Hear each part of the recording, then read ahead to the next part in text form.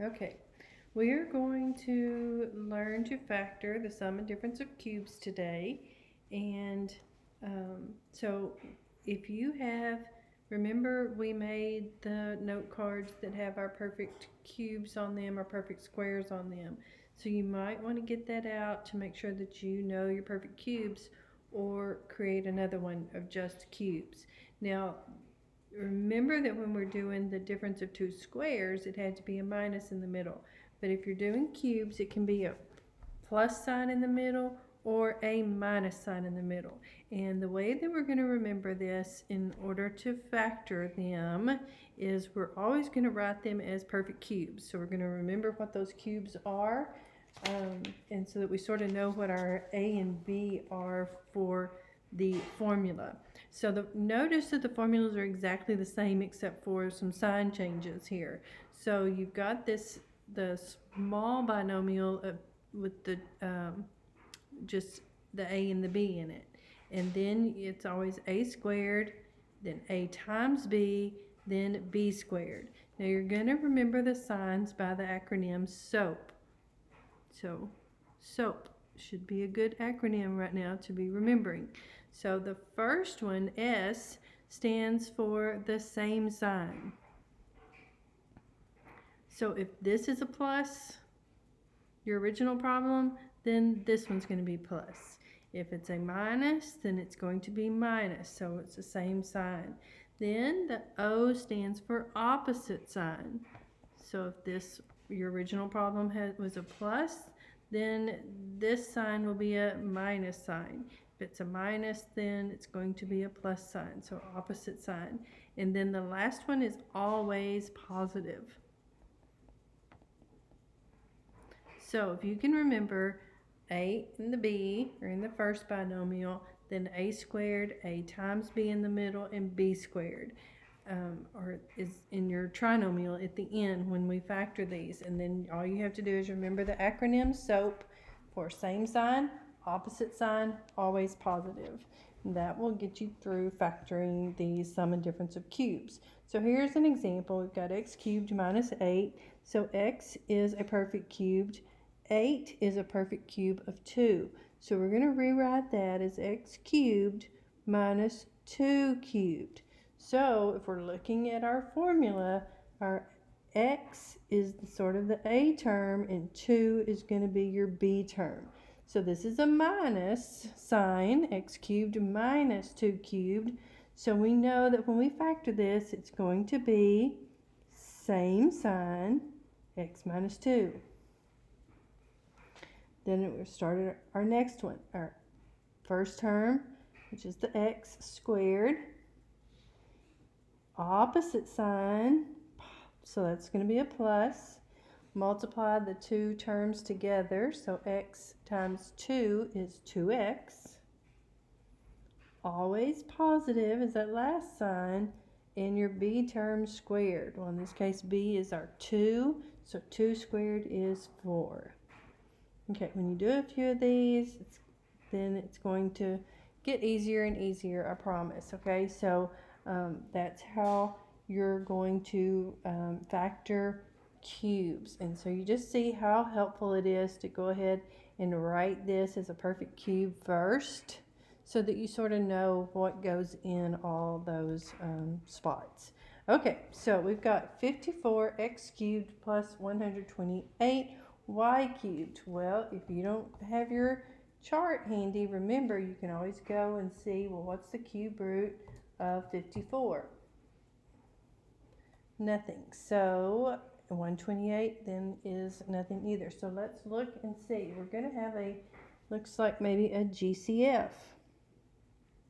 Okay, so we're going to have a GCF of 2, and we're going to reduce that, so that becomes 2 times 27 x cubed plus, what's 128 divided by 2? 64 y cubed. Okay, well now 27 and 64 are perfect cubes, so let's rewrite that then as a perfect cubed. So 2 still has to stay on the outside. 27, that is 3 cubed, and then x cubed. So 3x is that first term, plus 64, that would be 4y cubed. Okay, so 3x cubed plus 4y cubed. So in this, your a term is that 3x, right? And your b term is going to be that 4y. So this one is a plus in the middle. So we're going to write that as 3x, same sign. So the first term squared, so 3 squared is 9, x squared is x squared. Opposite sign. Now we're going to multiply those a and b terms together. So 3x times 4y is 3 times 4 is 12, and x times y is just xy. Always positive. And b squared, so 4y squared, 4 squared is 16, y squared is y squared.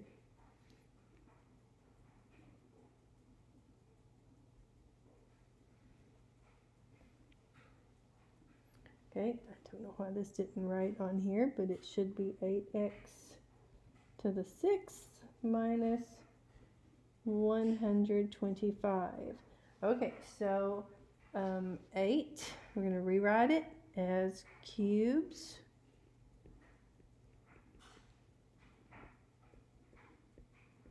So the cube of 8 is, or the cube root of 8 is 2.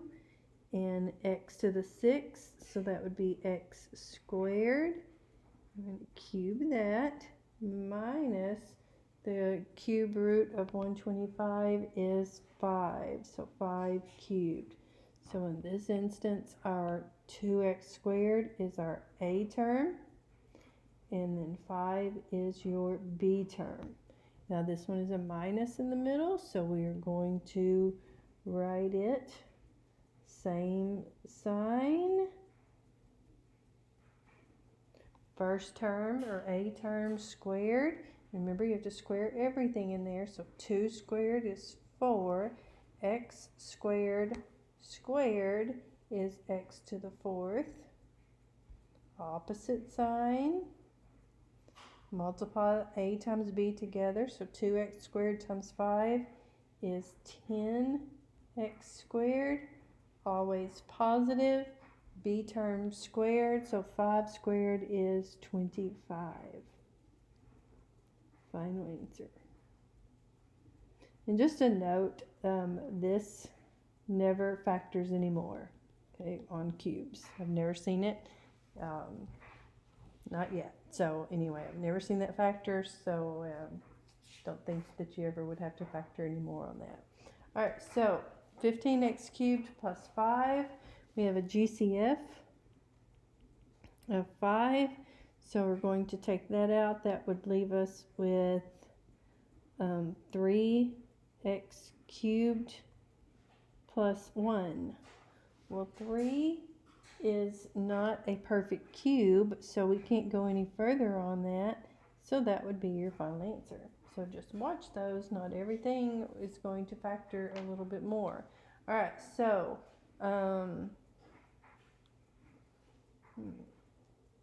here is your factoring flow chart, which we talked about last time. I'm going to write a few more examples on here. So number 5 was x to the 4th minus 81. And that is the difference of two squares. So you have to start recognizing all these different ones. Okay, so x to the 4th, that would be x squared, and 81 would be plus 9. And then x squared minus 9. Okay, so notice you still have another difference of two squares.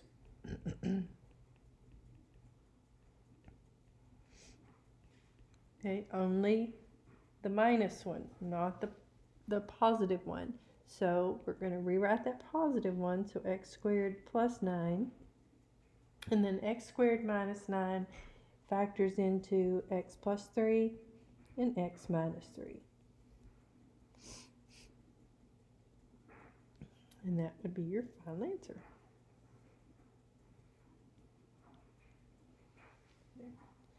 So next, 3x to the 4th minus 3y to the 4th. It's going to have a GCF of 3. So let's take out the 3, and that leaves us with x to the 4th minus y to the 4th. Well, again, that is your difference of two squares. So we're going to factor that some more. And that's going to be the 3 on the outside, x squared plus y squared, and x squared minus y squared. Again, we've got another difference of two squares. Remember, the only reason we're factoring that some more is because that one has the minus sign in it. The one that has the plus sign in it cannot factor any more. Remember, that's key for those difference of two squares, that has to be a minus in the middle. So that x squared minus y squared factors into that x plus y, x minus y.